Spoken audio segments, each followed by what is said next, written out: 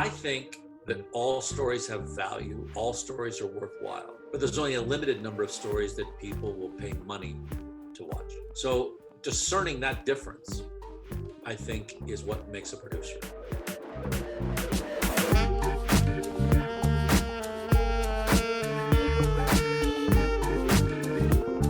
This is the Act One podcast. Our guest today is film producer Ralph Winter. I'm your host, James Duke. I spoke with Ralph over Zoom back in May while sheltering in place during the coronavirus pandemic. Ralph, thank you so much for joining me. You bet. We're recording this in the middle of the craziness. How are you doing? How's your family? Everybody's good. We're sequestered at home. Make a trip out a couple times a week to get food or pick up supplements or drugs, or not drugs, I mean, prescription. the other drugs. You get a little batty, and there's only so many Zoom calls you can be on. Right. But, yeah, we're fortunate to be at home and be able to weather this, and our extended families are doing okay. I think, in the movie and television business, I'm used to working hard for 6 months out of the country, not home, and then being home for 3 or 4 months, not working. So right. Yep. It doesn't feel that abnormal to me in that sense, but certainly the concerns of the economy and, everyone else's health and all that is, overwhelming.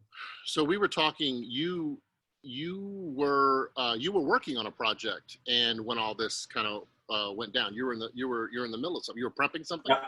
Yeah, I was in Japan. We were shooting with Michael Mann, a thing called Tokyo Vice. It's for HBO Max. Endeavor Content is producing. And we were on day 6 when we pulled the plug. We got 12 more days to shoot when and if we ever go back. Tokyo, one of the more difficult places to shoot in the world. Really?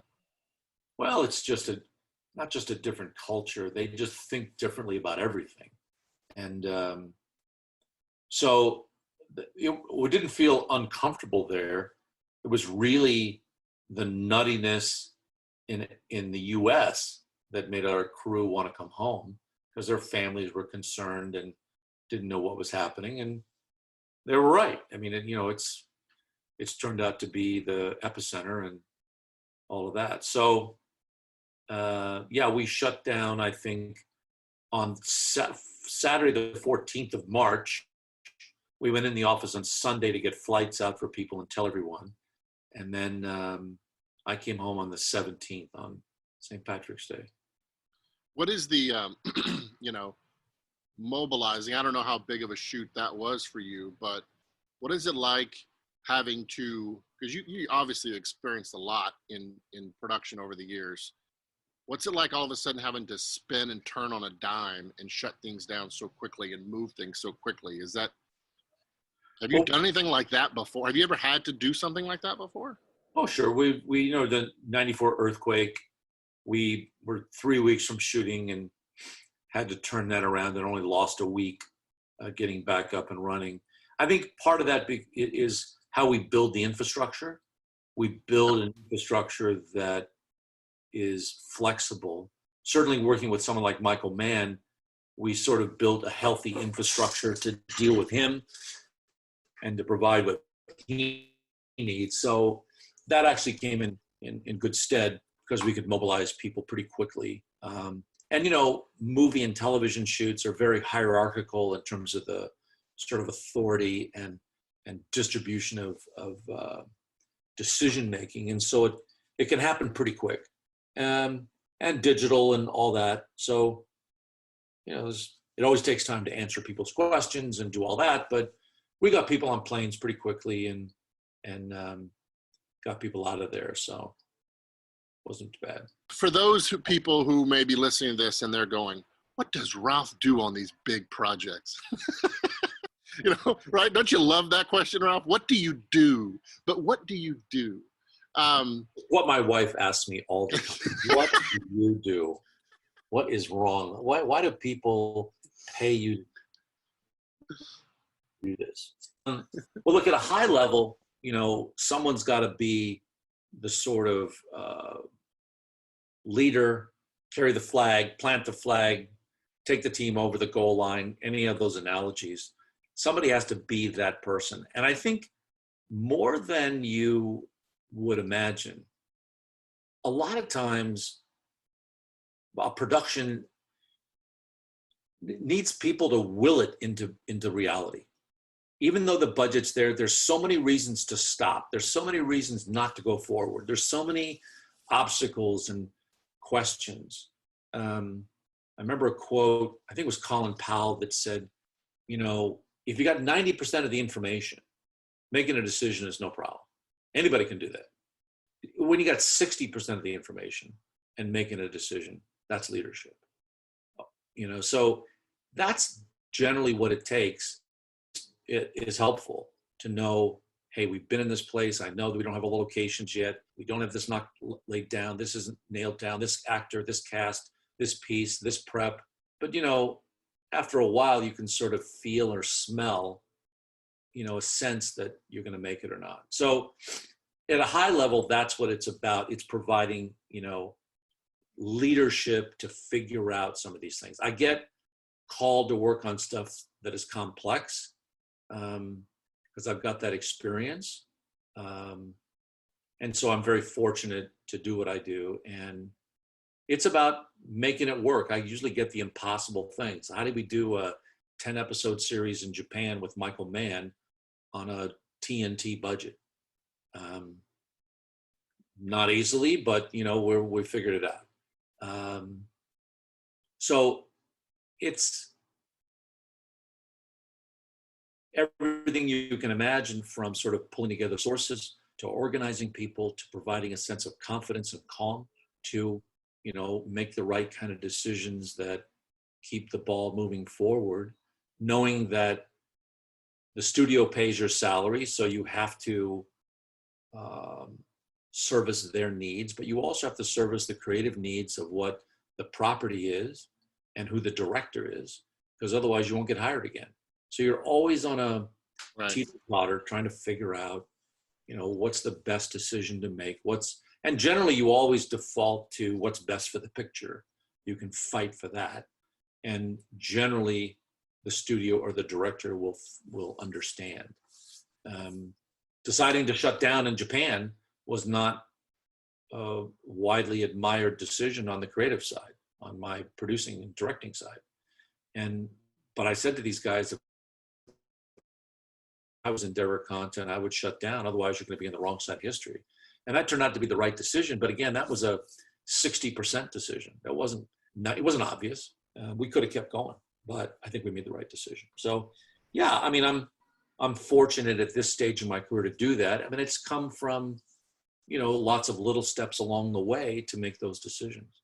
So when you were at Fox, I remember, what a lot of people don't realize, first of all, let me just say, before we get to the Fox stuff, people don't realize that because you don't talk about it. It's not but you have helped guide and mentor so many young filmmakers in this business. I can't tell you how amazing you have been. For me in particular, for Nathan Scoggins and I, when we made the least of these, we asked to meet with you, and for some reason you said yes.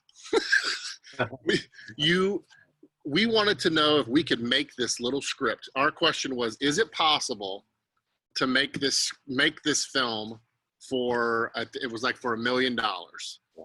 And you sat down with us, and you had breakfast with us, and you said yes, and here's how you do it. And you walked us through that breakfast, your advice on how to make it happen.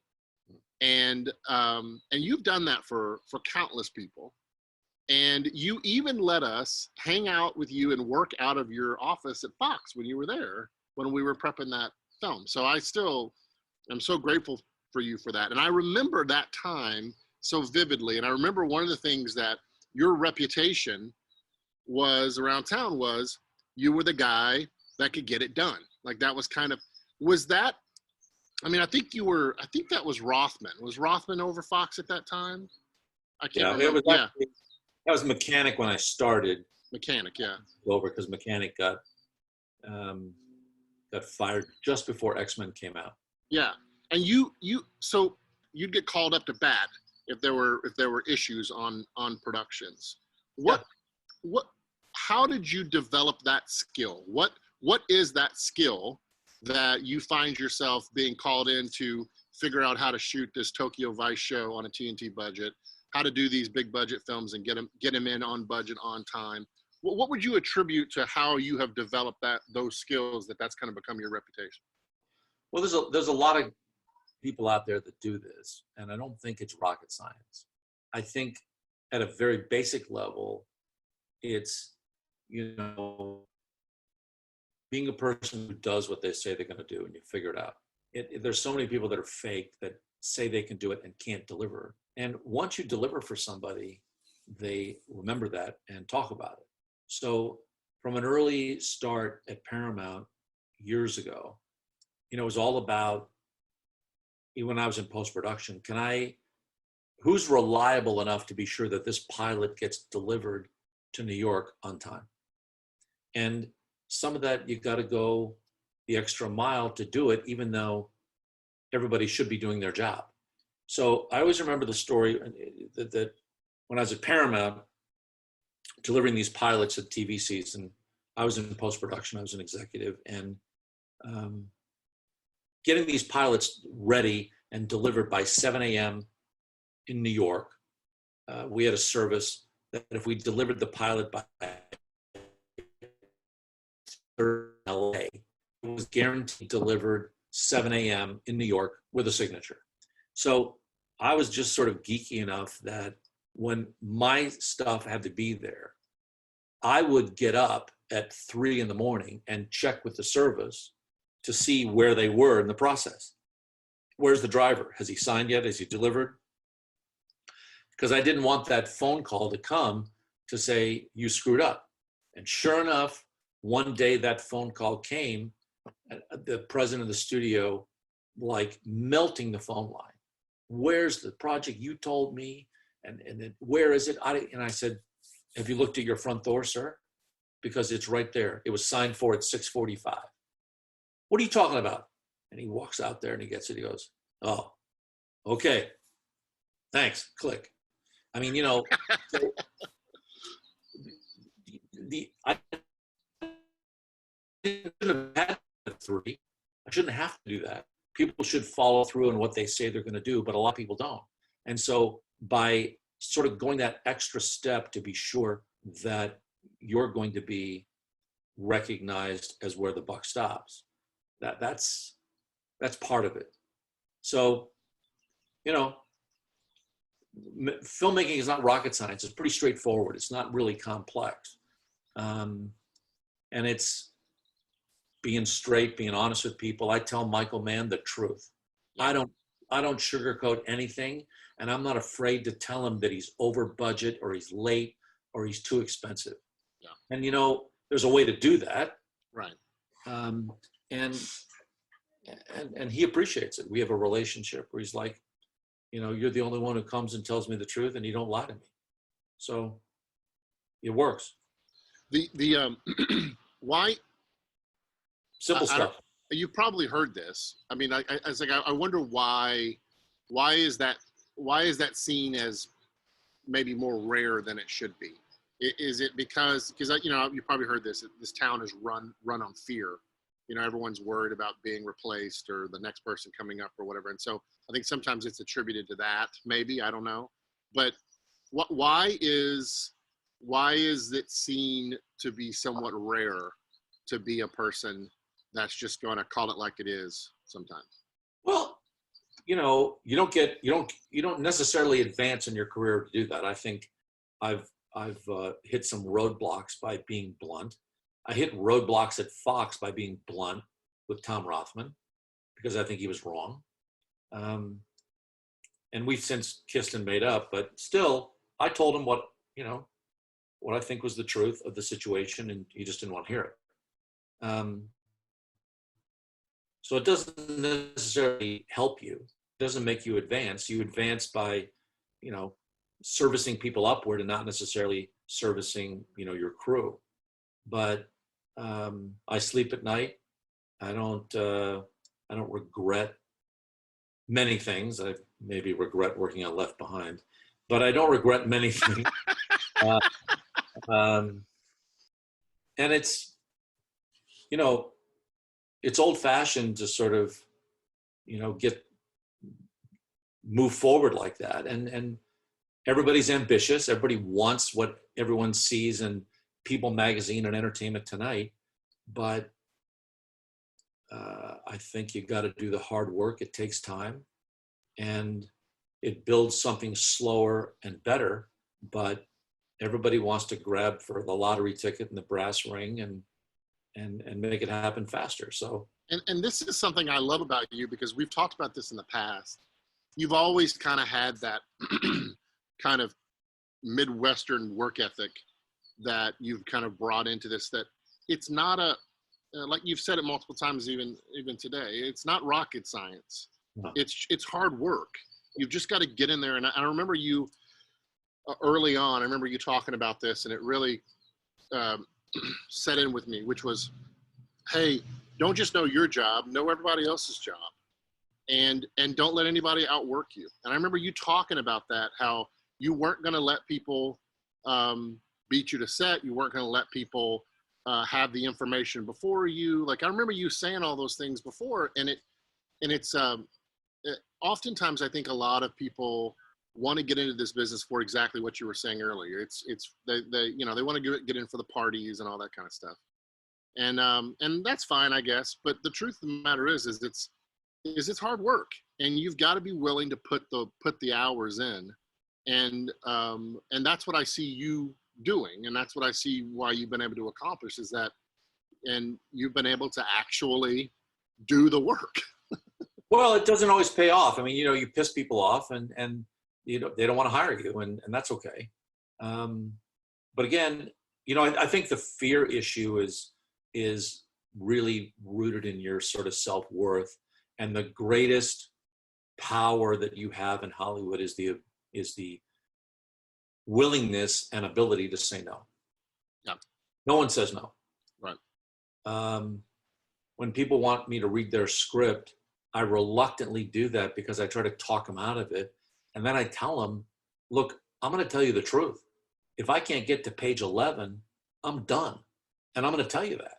So unless you're prepared to hear why and how I only got to page 10, then I'm not interested in reading unless you are willing to hear that, because I'm not going to waste my time or yours. So Right. And then turning down a job or turning down a relationship because it's not going to build something, yet it could earn you a paycheck. You got to weigh all those things carefully. Yeah. And your ability to say no is powerful. And that I think makes the difference in your own self-worth. But you know, all of this as well, Jimmy, you can't do this on your own. Right. You would wither. Yeah. I think I'm fortunate to have been married 46 years. We've got a good relationship. She calls me on my crap all the time. That's awesome.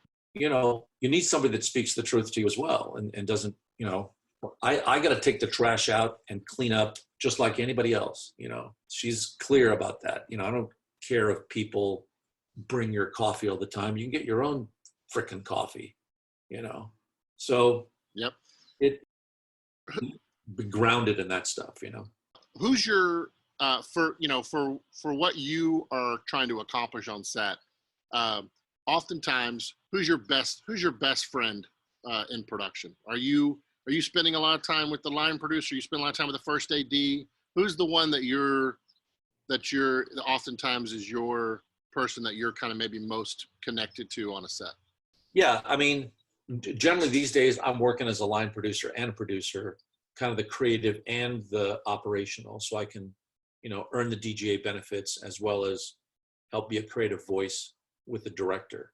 So you got to build a relationship with the director, of course, but it's probably a first AD. It's probably the production designer, the cameraman, and the accountant.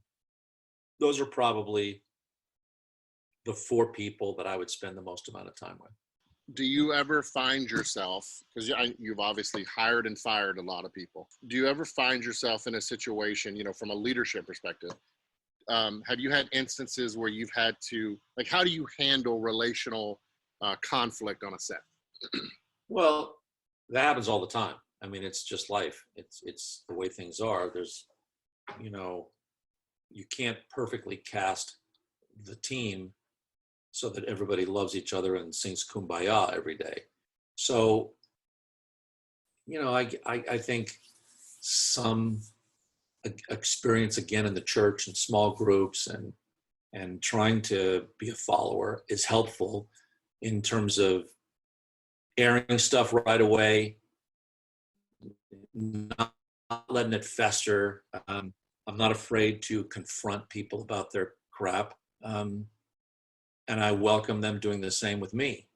I pretty much end up being the default person who has to go tell Bryan Singer he can't do something, or Brett Ratner or Michael Mann, and that's okay.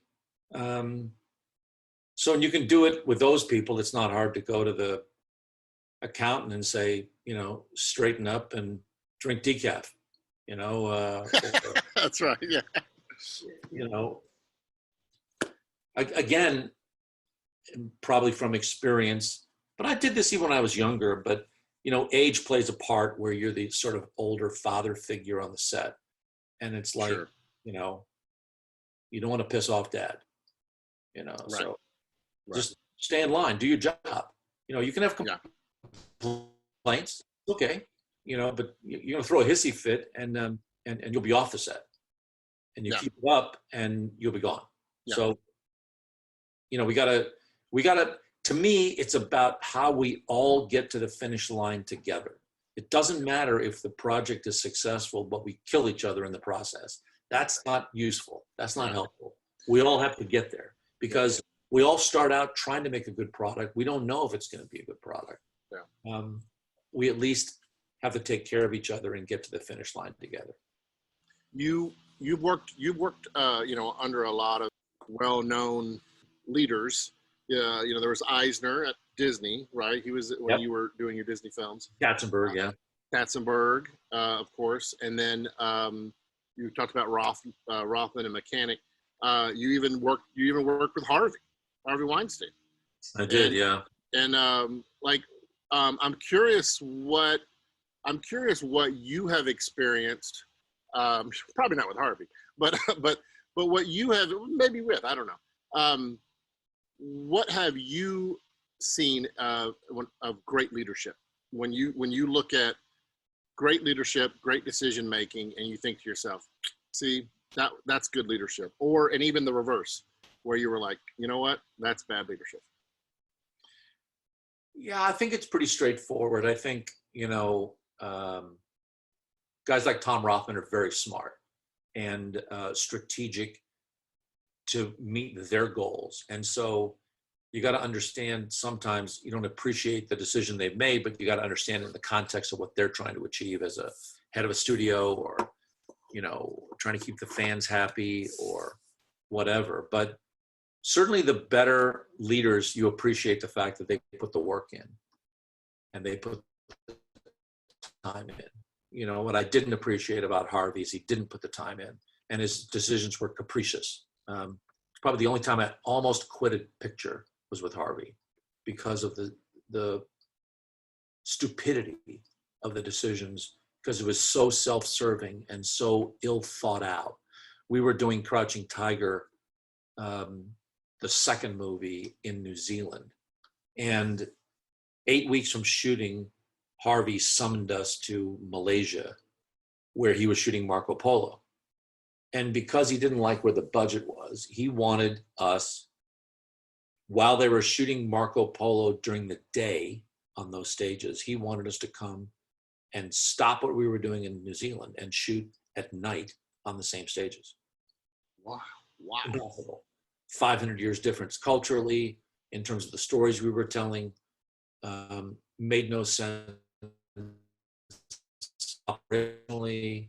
I mean, it's just a really bad idea. And we spent unbelievably 2 days arguing about this. And that's when I felt deeply that I probably am not the person for this job. And I'm going to hurt someone being angry, or I'm going to say the wrong thing, or I'm going to get hurt. Fortunately, Pete Berg, who was an exec producer and doing some directing for us on that show, stepped up, lost his marbles with Harvey, and convinced him that that was a really, really bad idea. But that just showed that Harvey didn't care about the human cost, the crew, or the logistics, or the difficulty of it. And he made a bunch of more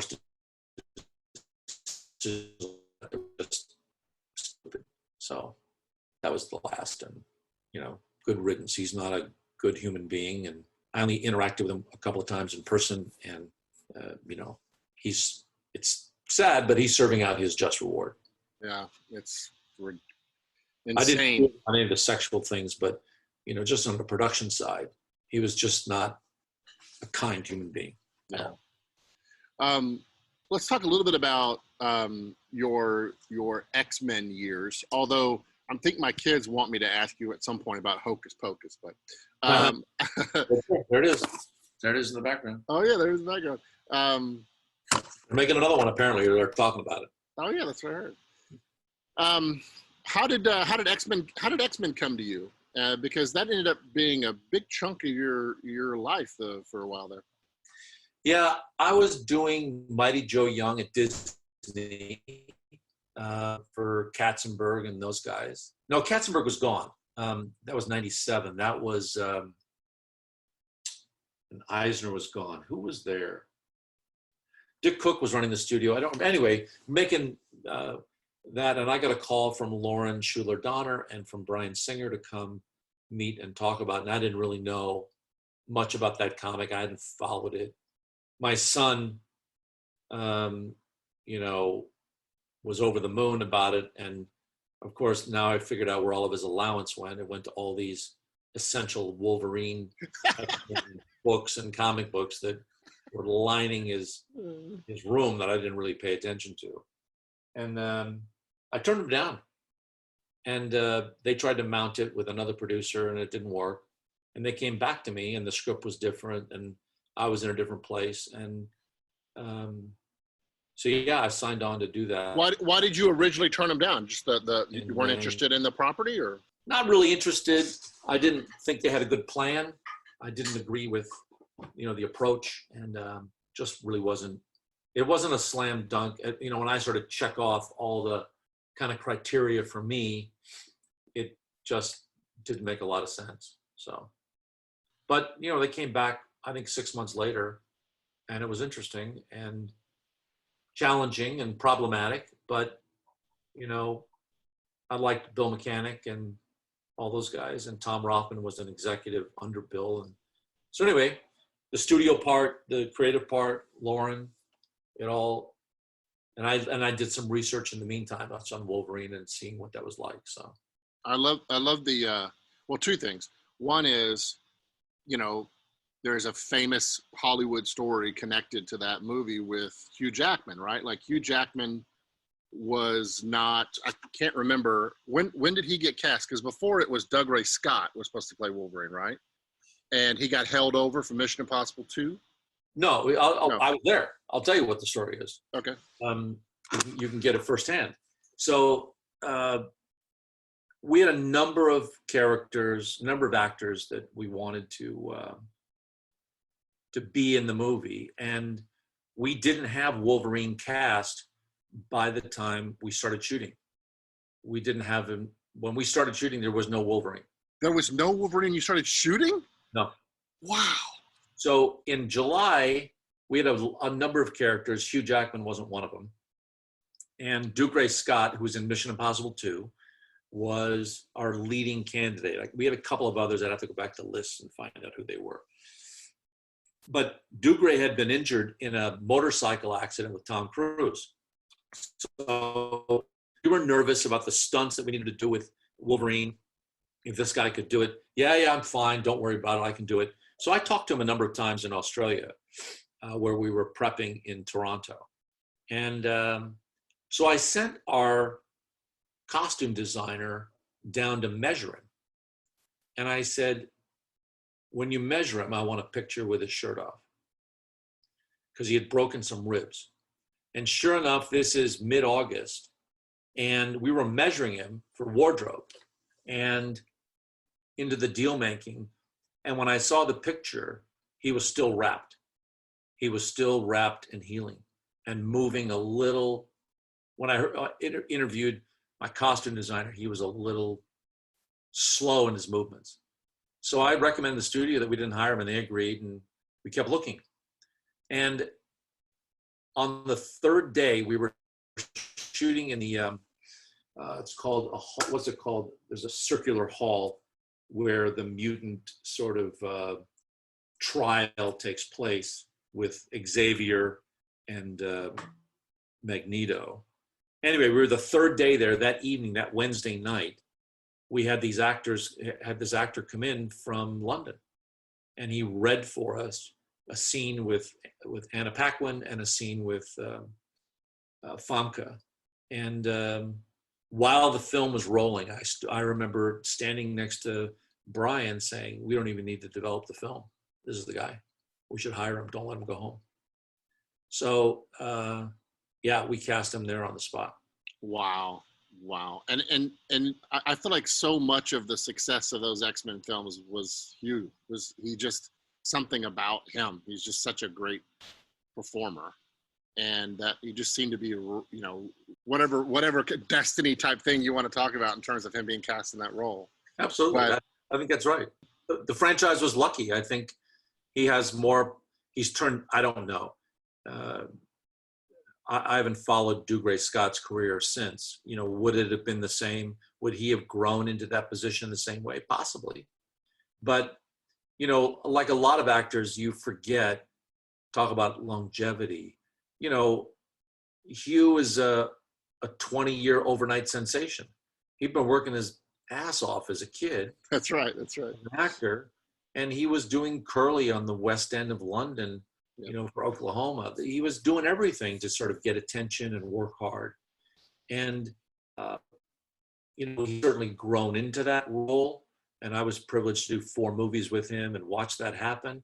But he's become a huge, asset on his own from all the stuff he's done, from Greatest Showman to all the different things that he involves himself with now in his charities. Still married to the same woman.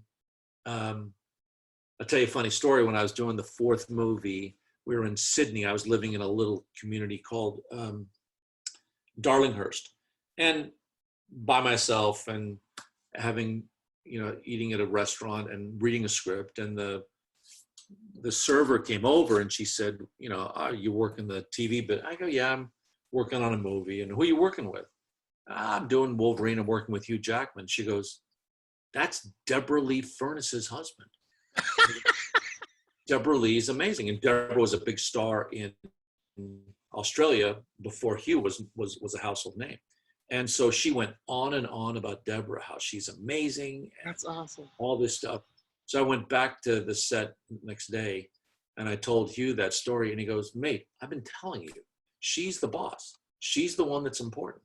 And I just think his response to that story, as later, I remember when we were at the end of that shoot, he was thinking about going to New York, and he reiterated to me how she's the boss and it's important for the kids and what she wants to do. And one of the kids had a learning disability that could only be addressed by the schools in New York, and they moved. But he's a great guy, a normal guy. What you see is what you get. He's a genuinely fun person to be around, but caring and sensitive. And he sent me, I don't know if I have it around, he sent me a very nice, yeah, so this is it. So he commissioned a limited piece of art, you know, for Wolverine. Can you see that? Kind of, maybe. Yeah, I can see it now. Yeah, there it is. Wow. And, just for the whole thing. And then he did a black and white version where he wrote to me and, just said some very nice things about you were there from the beginning and your friendship. And I mean, that's a star that takes time to do that with just a few people that he remembered from 10 years ago 20 years ago when it all started. And that's awesome. That guy is. So there's a few people like that. I think Tom Hanks is probably like that. I don't know Tom as well, but there's a few people like that. So one of my favorite stories you've told in the past about that X-Men shoot for that first film is, and I wonder if you could talk a little about it, is the scene where Magneto is trying to kill all the cops when they come to stop them. And talk a little bit about that, because what we see in the film today was not what was supposed to be in the film. The script originally called for a gun held to a cop's head and pulling the trigger and killing him. And what I argued twofold was, I think the image of someone killing a cop on screen is horrific and sends the wrong message to the audience we want to cultivate. And secondly, from a dramatic point of view, the holding back of that brings far more drama and tension to the scene than actually pulling the trigger. And, I lobbied that directly with Ian, not with the director, because I went to the director first and he didn't really care. But I went to Ian McKellen and said, do you want to be known as that guy? Because it's going to relate back to you. And I was sort of a little out of school. I shouldn't do that with actors, because I really believe that a director needs to be the only voice to keep it clear with them. So I really don't do that very often, but I felt so strongly that we were going to be sending the wrong message and that Ian would inadvertently be tagged with that. I do remember having that conversation. And so he believed, he was convinced and convinced Brian of the same. And that's the scene that's in the movie. And it's one of the best scenes. Powerful. Yeah, it's fantastic. Yeah. When you receive a script, I think people are curious to know, when you receive a script, what are you looking for? You talked about earlier, you got to get past page 11, but I'm curious, when you sit down and read a script, when Ralph Winter reads a script, what are you looking for? What is it about a script that actually gets you excited to want to spend so much time away from your family to work on it? So I think that all stories have value. All stories are worthwhile. But there's only a limited number of stories that people will pay money to watch. So discerning that difference, I think, is what makes a producer. So I'm looking for what's commercial, what people will actually spend money to go see. I read a lot of scripts that are touching and heartwarming, but I don't know if anybody will pay for it. And so I don't know that I can describe exactly what makes something commercial, but it's my, sort of instinct that this is something other people would want to see as well. And more so than, just your mom, because your mom is going to love no matter what you do, right? But if you want to make it a business, it's got to be something that you can get a wide audience to salute, to pay attention to lay out $5, $15, be it streaming or in the theater. So yeah, that's what I look for. And then inside of that, if I'm reading a comedy and I don't laugh, that's not a good sign. Yeah. If I'm reading a drama and I don't, I'm not moved emotionally, I'm looking for emotions. People go to the movies for emotions. And if I don't have any emotion when I'm reading it, why am I going to have emotion when I shoot it? So that's generally it's stuff that I want to produce, stuff that I want to make, stuff that I want to champion. It's got to have some emotional content to it that is going to be worth paying some money to see. Yeah. I'm a huge James Bond fan. Yeah. And I remember one time you telling the story about how you were approached to work on them and you turned them down. But I wonder if you could kind of talk a little bit about that. That was if I remember correctly, that was right around the time of the reboots with Pierce Brosnan, right? I'm fuzzy. It was GoldenEye was the picture. So it was 90. Yep, that's it. 95. Yep, that's it. And I've been doing a movie in actually 25 years now. I started as a child, Jimmy. I'm not old. I started as a child. But Hackers is now a 25-year anniversary. I just got an email about an interview for that. But I was doing a movie in London, and it was going well. Ian Softly directing. It was Angelina Jolie and Johnny Lee Miller. And script was okay. We thought it was going to be better. Actually did better than the movie. And while I was there, I was approached by the head of UA, John Calley, a famous executive, to leave. And I said, oh, I'm sorry. I didn't realize I'd done something wrong. He says, no, I want you to leave this show. It's in fine shape. You're going to be fine. But I want you to go help me and take over Bond because it's in trouble. And so I said, well, I got to talk to the boss. We got to see what could happen. And, it's pretty exciting for me having done, Star Trek movies with the original cast and a bunch of other movies, and to put a Bond movie on your resume and be on 3 continents and 6 months and all that was pretty exciting for a career move. In my private life, in September, my father-in-law had committed suicide, and I was on this picture and I didn't go home.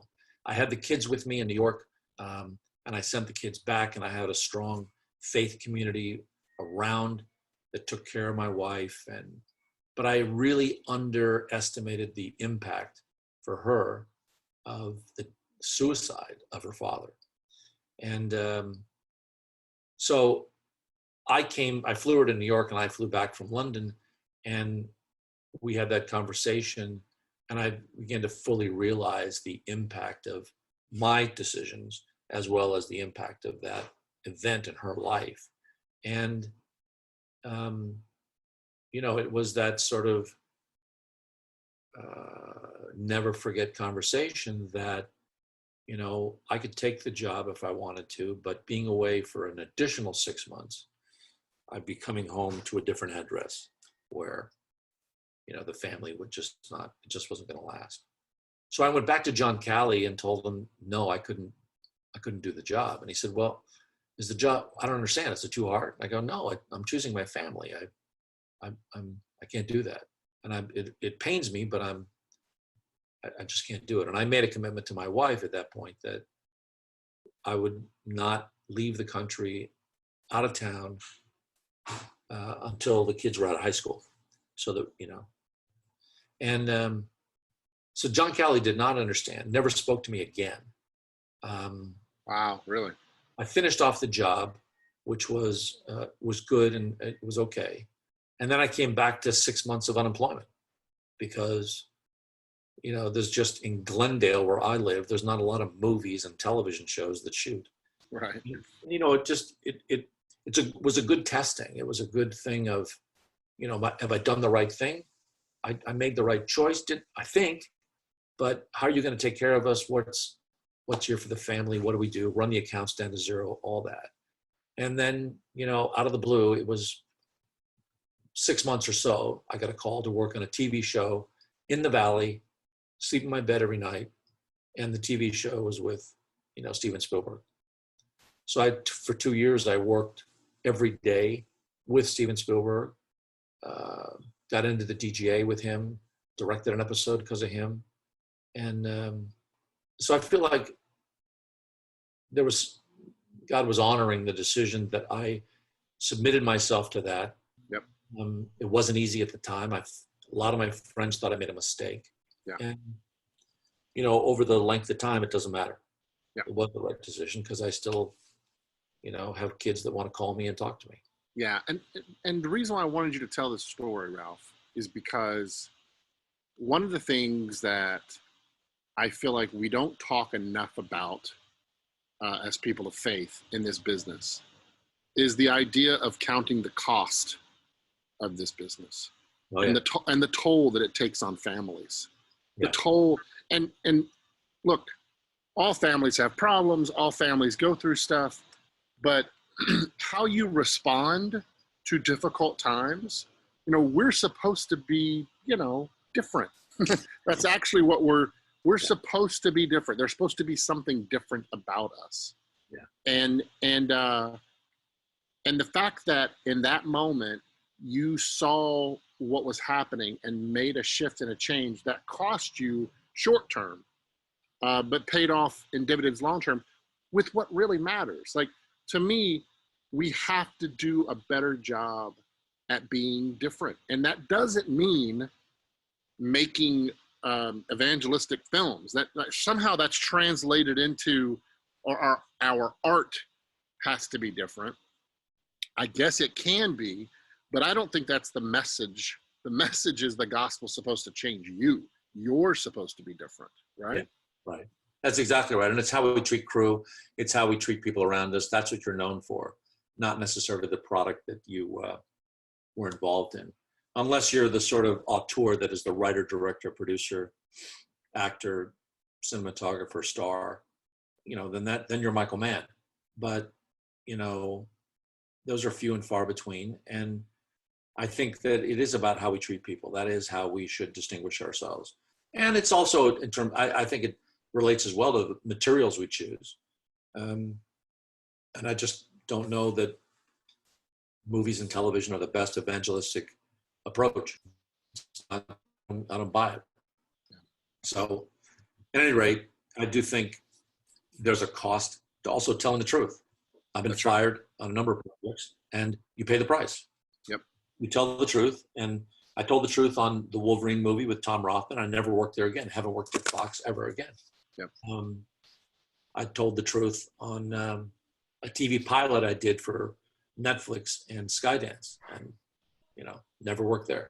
So not everyone likes that, but you gotta tell the truth, I think. I think more people should be fired. You learn something. You learn something, don't you? It's sobering. Yep. And you choose your words carefully. Yep.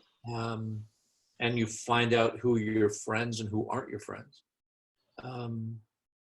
So, I mean, it's not a fun thing to go through, but you can't be afraid of that. If you're afraid of that, you're living for the wrong things. That's right. Yeah. It's not fun to go through, but hopefully the point of it will be to learn. Do you have any, because I'd be remiss if I didn't ask this as a Star Trek fan. I don't have relationship with very few people who actually can call him Bill Shatner. Yeah. like you can. Everyone else I know. I'm just curious if you have any kind of fun inside stories about your time with the original cast of Star Trek and making those films. We had a lot of fun over the years. I remember when we were doing probably the low point of that series, The Final Frontier, the one that Bill directed. I spent a lot of time, and we really did have a lot of fun shooting that movie. We enjoyed each other's company. I remember we were out on Ridgecrest, where we did a lot of the location work at Trona Pinnacles. And I remember a number of meals. I don't know what the topic was. I remember what we were doing. But we'd come back and 3 or 4 of us would go out to dinner, and we laughed so much that we hurt. Your sides hurt. And I remember at one point, Bill was on the floor laughing. He was on the floor of the restaurant. He didn't fall out of his chair, but it was just, we just enjoyed our time. I also remember when we were scouting that in Ridgecrest, we had gone up, I think we had to be at one of the locations at daybreak. So it was really early. And then we went to breakfast, and we went to a Denny's. So there's about 5 of us. We're at Denny's in Ridgecrest. Ridgecrest is where 395 and the 14 freeway meet. It is nowhere. There's a military base out there, a couple of military bases like Edwards Air Force Base. There is nothing. This is where they land the shuttles and all that stuff. There's like nothing. So we're in nowhere. And we're sitting at a booth, and the server comes over and kind of vaguely recognizes Leonard Nimoy and Bill Shatner, but can't quite place it. And in this situation, can't put all the pieces together. So they're clueless. They're not admitting to anything that they're doing any of this. So another server comes over and recognized Leonard and recognized Bill and wanted Bill's autograph. And Bill said, well, if I give you my autograph, what are you going to give me? And the guy said, well, I'm a Sawyer. And Bill goes, what? I'm a Sawyer. I play the saw. You play the what? And he goes, I'll go get it and I'll bring it in.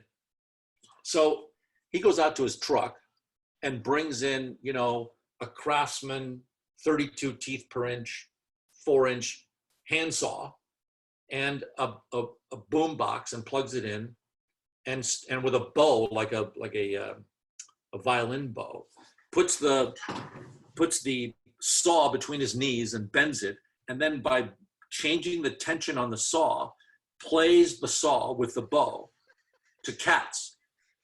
Memory.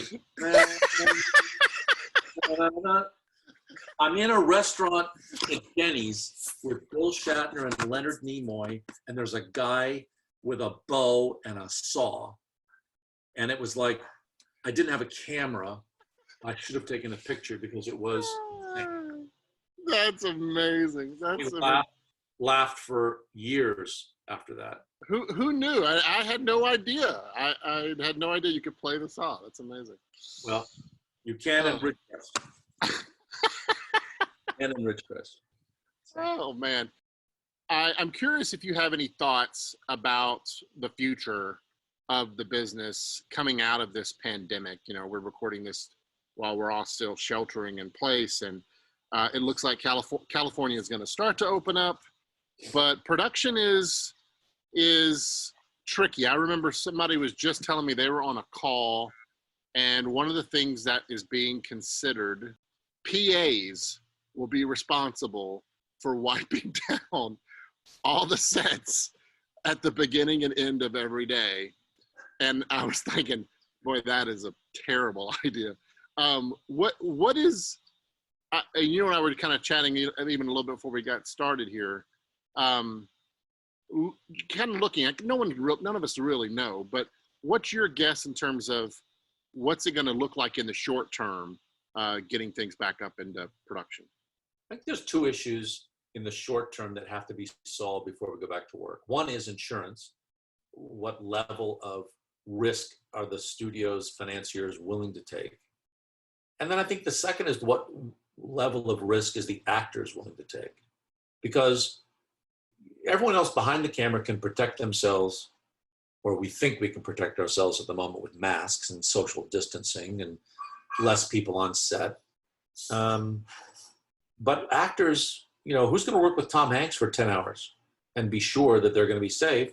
And is Tom going to feel safe that he won't get reinfected with extras? So going back to Japan, how do we work with 150 extras? The last day we were shooting, we had 150 extras and we had about 150 crew. That's a lot of people wearing masks, but nobody's wearing a mask on camera. So that level of trust, certainly tests and vaccines and data and herd immunity and all those things will get worked out, and we'll figure that stuff out. But I don't see that happening next week or next month. I get how you can do a 2-person show with a 10-person crew and, all of that. I just read a 20-page guideline that Lionsgate has. I've seen ones from Ireland. I've seen ones all over, and it's more than just PAs wiping down the set. It's, only 2 people in a location vehicle, or everyone drives themselves to the tech scout, or, you consider VR scouting. I mean, there's some bizarre, weird ideas. But, look, we don't get on an airplane the same way we did before 9/11. We won't go to film sets the same way either. Right. Every production company today always wants less people on set. Right. How's that working out? How's that been working out so far? Yeah. What if you get mandated that you have to finish Tokyo Vice with 25 crew members and only 20 extras? Like suddenly the creative starts to become impacted in such a way that you can see people pushing back and going, well, then why are we even doing this? That's right. And that'll get back to the director. Is the director willing to do that? Is the actor willing to do that? There's lots of good ideas. Well, don't work 12 hours, only work 8. Okay. Well, you tell Michael Mann he can only do 1 take. You tell Michael Bay, you tell Chris Nolan, so it means more shooting days and more expense if they don't want to do that. Those are all creative choices, and that's part of my job, usually, if they choose to bring me back, to help them make those choices and be clear. A lot of my job is about clarifying expectations. So if that's what you need, or you need 1 medic for every 10 crew members, that means on 150 crew, you got 15 medics. You have 15 medics on the set? Really? And that means people that are trained, not PAs. We've got to have training and a certificate and some kind of authorization. And what does the DGA say? And what is SAG going to agree to? And, it's not impossible. It's a puzzle to figure out, but there's no rulers. There's no yardsticks. There's no hard measurements yet to go by. We don't even know if the antibody tests are worthwhile. So I think we have to hunker down a bit. And as I said at the beginning, I'm used to working my ass off for 6 months and then 6 months off. So it doesn't feel that abnormal to me, other than having to be home all the time. But I think it's going to take a while. Now, I'm optimistic. I think some good things can come out of this. I was reading the other day that somebody was suggesting, I think it's a great idea, that down the road, maybe Disney buys AMC theaters, or somebody that's on the, going out of business, Regal or whoever's on the edge of bankruptcy. And now they have a place to theatrically distribute and show their product. They can walk you out the Disney store that'll have to come out of the mall anyway. And they can create a whole Disney, or Apple could do the same and make a whole Apple environment in those theaters. It actually could be a good thing that changes the landscape in a way that it's not, it's about that 1948 Paramount decree about studios owning theaters. If that gets struck down, which the Trump administration is talking about, then that might be good for Disney or Apple to create a whole new environment. So I'm optimistic that we'll get back to that. People still want to go out. People still want to be in community. You still want to see a movie with other people in a dark room. Yeah. Churches want to be together. I mean, there's a whole thing that is not going to go away. Yeah. I'm not going to watch everything on my phone. I'm sorry. Right. Right. But you and I are different in that, when I talk to high school students and other, like, they don't really go to the movies much unless it's one of these big Marvel films. They're completely content with watching stuff on their phones. And you know what? That may be the new environment. Maybe the new environment is big blockbusters and big event pictures on a big screen, and it becomes more of an event, like going to a Broadway play. Right. That's it. Right. And smaller stuff on the streaming platforms and on your phone in 10-minute hunks. But, the demise of movies since television was invented is legendary, and it hasn't happened yet.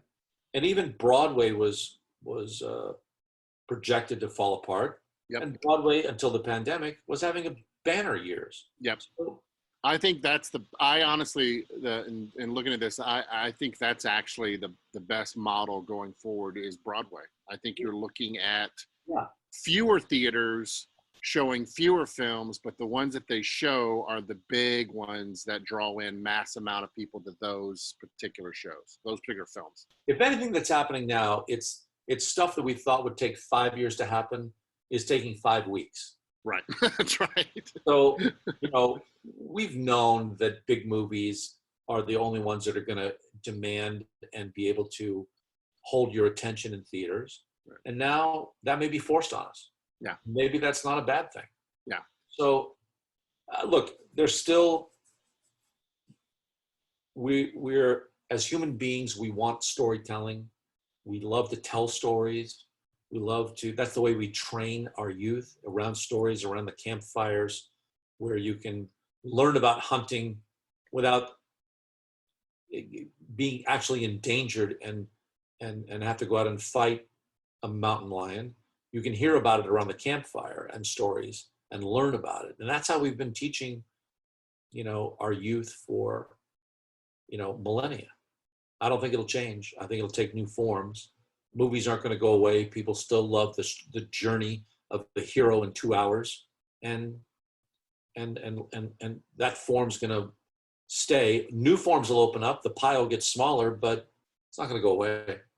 I'm curious what your thoughts are on this whole. I think it's AMC and these other guys who are now saying they're going to refuse to play Universal Comcast films because of Trolls 2 and all. Is this just a big game of chicken that, I'm just curious if you think that there's actually something to this?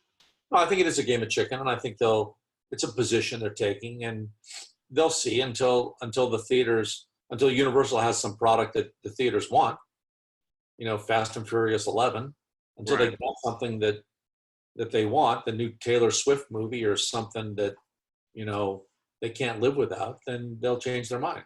I mean, it's a bit silly to take that hard position so early. I mean, Trolls for kids and the pandemic, let's see if there's other movies that harden that pattern, that say that people are giving up on theaters. They sell themselves short too quickly by taking that position. I think it diminishes them. It doesn't diminish Universal. And that's what I thought too, because all the films that they're saying, like Warner Brothers is releasing the Scooby-Doo. I've got 2 small kids, so I keep up to date on this stuff. Warner Brothers is releasing their big Scooby-Doo. This is their relaunch of Scooby-Doo. They've decided they're going to release it VOD. Disney announced that they're going to move one of their shows to one of their big summer movies to Disney Plus. I just feel like what you're saying is it just seems way too early for them to draw a line in the sand, and it just seems a bit unreasonable. And even the other films that have come out, it just seems like specifically kids films. If the people are saying, "Hey, look, let's just help parents out right now. We're not trying," but I don't know if they're seeing it like that. Yeah, it diminishes them. If anything, it doesn't reflect poorly on Universal. The business people look at Universal and go, "That's pretty smart. You took advantage of it, and you pulled yourself out of the fire." Oh, parents, the ones who are actually paying the money are grateful for it. Yeah. Yeah. But it may not be a long-term trend. It may be a long-term trend, but I doubt if I'd be surprised if AMC can exist and survive without films from one of the major suppliers. There's very few suppliers these days of big motion pictures. Disney has 40% of the market, but Universal got 10%, 15%. I don't know. It's dangerous to cut off one of those suppliers. Yeah.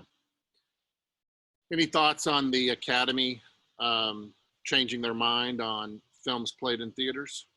That seems smart for this year. Seems smart. They'll go back to it the next year, I think, when theaters come back. I think also in the announcement, they combined some categories. It'll be interesting to see if the Oscar show goes on. That's the big moneymaker. So Yep. now that's way in advance. That's not until February or so next year. But those are big moneymakers for SAG, for all those places. So it'll be interesting. That'll hurt them if they can't do that. You also noticed that it was announced this is the last year of DVDs that'll come out as screeners. So they're fully going to move to online streaming, which, is probably good news, but that's another sign of the times that's moving very fast, much faster than anyone thought. Yeah. Gone are the days of people passing their screener copies around. I mean, no one actually does that, Ralph. I'm not saying anyone's actually. Of course not. Of course not. What are some of your favorite films? And is there anything that obviously being someone who has been in the business as long as you have, is it hard for you to turn off even now? Is it hard for you sometimes to turn off that producer? Oh, they should be doing that. Or, oh man, that was a big mistake. I saw that. Is it hard for you sometimes to turn that off and sit back and enjoy a film? I try to sit back and enjoy it, and I don't think it's not hard to turn it off. It's just, we're rewatching The Crown right now on Netflix, and the writing is so good, and it's, even it's on the small screen, it draws you in, and every night we look forward to watching a couple episodes, and my wife and I, and it's fun just to get lost in that story, in that world, and those characters. The other night, Raiders Lost Ark came on. CBS is restarting some Sunday night movie, and I couldn't stop. I couldn't stop watching. So I have pretty, pedestrian taste. I like the big blockbusters. I like most of the Marvel movies. I like Ben-Hur. I like Gladiator. I like those big hero stories, Mission Impossible, Star Trek, whatever it is, that you get to go be with a real hero, flawed, hero for 2 hours and learn how they make choices, what they value. To me, that's interesting and fun to sort of get lost in it. And you keep wanting to go back to be with Maximus. You keep wanting to go back and see how he makes those choices. Yeah. And it's why we are able to quote lines from those movies, but we can't remember what the theme of last Sunday's sermon was. Because it's great storytelling. And, go back and watch some of the classics, and that's kind of fun too. So. Well, you know what? I have to tell you, and we'll close with this. I was a big fan of the original, as a kid growing up. I was a big fan of the original Mighty Joe Young. Oh yeah. And loved it as a kid. And when I saw the remake that you did at Disney, Ron Underwood. Ron Underwood. But I want you to know that now I watch it with my kids. I showed it to my kids, and watching that film through their eyes is so much fun. Yeah. And I just, you've reached kind of a place in your career where you're fortunate enough to be able to have been a part of, these different films where now a different generation is able to look at your films. Yeah. And I just want to thank you. I want to thank you for making films that I can watch with my kids, and not every film I need to watch with my kids, of course, but I'm grateful for the films that I can watch with my kids, and it brings something different to me as an audience member now when I can watch them through their eyes. Thank you. It's enormously satisfying to think that kids who weren't thought of when we made the movie are enjoying the storytelling that we work so hard on. And I think, when we aimed at kids specifically, like in the Fantastic Four movies, the first two that I made, that's where I also butted heads with the studio. because those are characters that are in fun colors and they work in the daylight and Yep. they're not afraid of the public and they're made for kids. Yeah. It's not X-Men. It's not dark. X-Men uniform looks stupid in the day. but the X-Men movies are nighttime movies and Fantastic Four movies are daytime. And it's fun when kids enjoy that humor and those characters and that stuff, even though they weren't thought of. And the same with Hocus Pocus, the same with even some of the earliest Star Trek movies, The Voyage Home with the Whales. There's kids today that enjoy that movie. And that was made in '86. That movie's 30 years old, 35 years old. So I loved those films. I grew up on those films. Those films are so much fun. And yeah, Ralph, I think that a lot of times you probably, because you're still in it, it's probably hard sometimes for you to kind of look back and see and kind of be introspective. But a fascinating thing about art is your films and your art will outlast you. And that's a fascinating concept. Well, and that's why you got to also make good choices. That's right. And I learned that early on, that you got to make good choices because, your grandkids will watch them and go, the heck were you thinking? What made you do that movie? So Hey, I man. have to answer those questions at some point. So Hey, this has been fantastic. I'm so grateful to you. I want to thank you. You've been a mentor of mine. You've been a friend to me. You've been so gracious and kind with all your support that you've given to Act One over the years. And you've helped so many people. And I'm just grateful for the time you gave me today. And just thanks for all that you do. You bet. Thank you. Thanks for thinking of me. And we'll do it again sometime. Yeah. Can I, if it's okay, I like to close these by praying for our guests. Can I pray for you real quick? Sure, please. Yeah. Thank you. Heavenly Father, thank you so much for today. And man, just thank you for this great conversation with Ralph. And I thank you for him. And I thank you for just who he is. I thank you for the way in which you have used him to help so many other people. God, I just pray a blessing upon his life. I pray a blessing upon his wonderful marriage with Judy. I pray, God, that you would just bless them, bless their family, his relationship with his kids. And God, I pray for all of his career endeavors, that you would continue to go before him and provide unique opportunities and challenges for him to tackle and to take on. And God, I just pray that you would continue to just use Ralph as a beacon of light, as a beacon of truth and beauty and goodness in all of his endeavors. And just thank you for this time. We pray this in Jesus' name, and your promises we stand. Amen. Thanks for listening to the Act One podcast. To learn more about our programs, visit us online at actoneprogram.com.